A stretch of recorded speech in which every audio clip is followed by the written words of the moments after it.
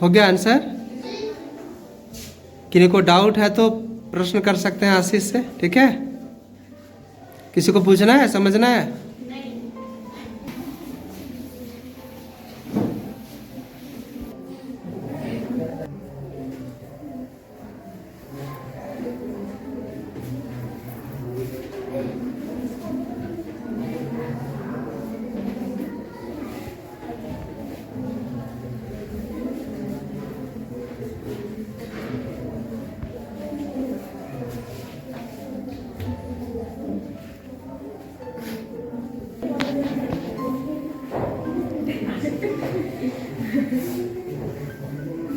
अब देखिए, किसी को डाउट है तो प्रश्न करिए।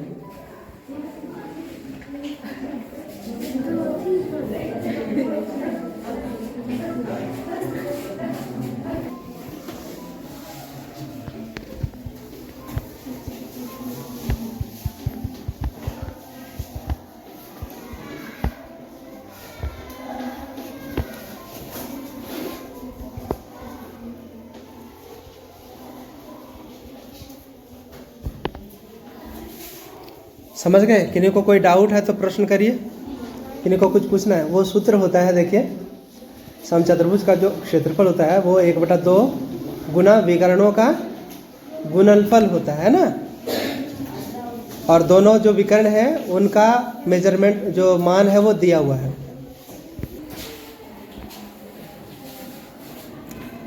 मैंने मालूम है समलंब चतुर्भुज का कॉन्सेप्ट ना। चलिए ठीक।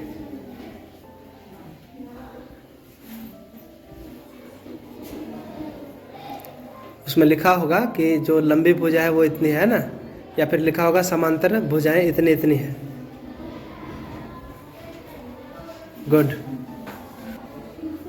यही चीज समझना है कि चित्र में कौन सी जगह पे कहाँ है।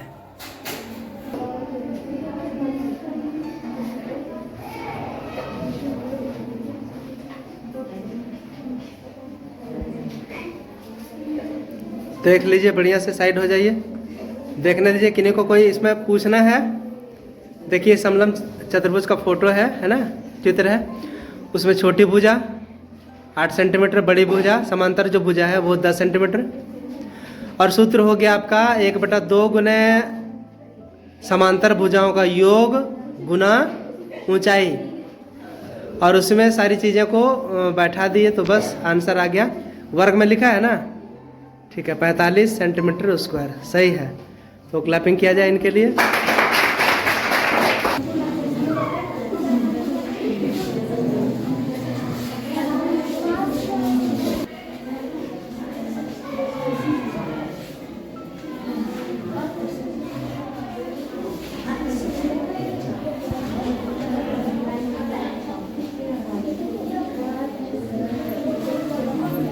वाह, बहुत अच्छा घन बनाया।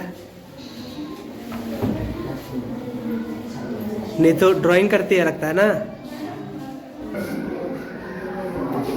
वाह, वेरी गुड। यहाँ क्या है? घन की एक भुजा कितनी है? L। इसी के आधार पर आपने लिखा घन का कुल पृष्ठीय क्षेत्रफल। ये तो लिख दिया आपने। बता सकते हैं कि कैसे होता है? एक पृष्ठ किस तरह है? एक पृष्ठ वर्ग के जैसा है ना। एक पृष्ठ जो है सतह वर्ग के जैसा है। और वर्ग का क्षेत्रफल क्या होता है? भुजा गुना भुजा, माने L स्क्वायर। और इसमें टोटल पृष्ठ कितने हो गए? 6। इसीलिए घन का कुल पृष्ठीय क्षेत्रफल हो गया 6L square. Very good, clap for them.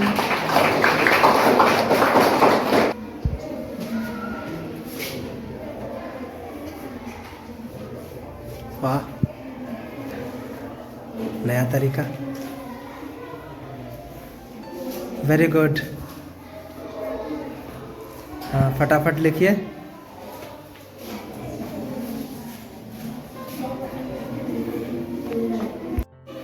ये निकला घनाभ के आयतन के सूत्र से। घनाभ का आयतन क्या होता है? फटाफट बोलिए। L गुना B इंटू एच, मतलब लंबाई गुना चौड़ाई गुना ऊंचाई। Very good. तो एक क्लैपिंग बनती है ना। ठीक है, बैठ जाइए, बैठ जाइए।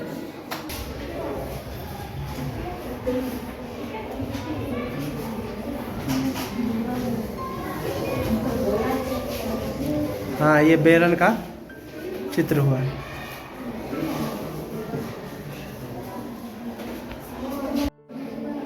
Any doubt? नो। तो देख लीजिए, ये सूत्र पर आधारित है। बेलन का इसमें आयतन निकालना था, त्रिज्या और ऊंचाई दी भी है, और आयतन का जो है वो सूत्र लिखा आशीष ने, पाई आर स्क्वायर एच, जहाँ आर जो है त्रिज्या है और एच जो है वो बेलन की ऊंचाई है। और पाई का वैल्यू 22/7, और आर स्क्वायर है तो त्रिज्या 2 बार गुना हुआ और ऊंचाई को 5 लिखा। कट गए 7 7 और आंसर हो गया 770 सेंटीमीटर क्यूब। देखिए, जब भी आपको लघु उत्तरी या फिर दीर्घ उत्तरी प्रश्नों का जवाब देना हो तो आपको जो इकाई है, यहाँ है घन सेंटीमीटर, ये सबको भी ध्यान से लिखना है। आयतन होगा तो घन सेंटीमीटर, घन मीटर, है ना, और क्षेत्रफल रहेगा तो वर्ग सेंटीमीटर, वर्ग मीटर, ऐसे में रहेगा। क्लियर हो गया सभी का? कोई डाउट हो तो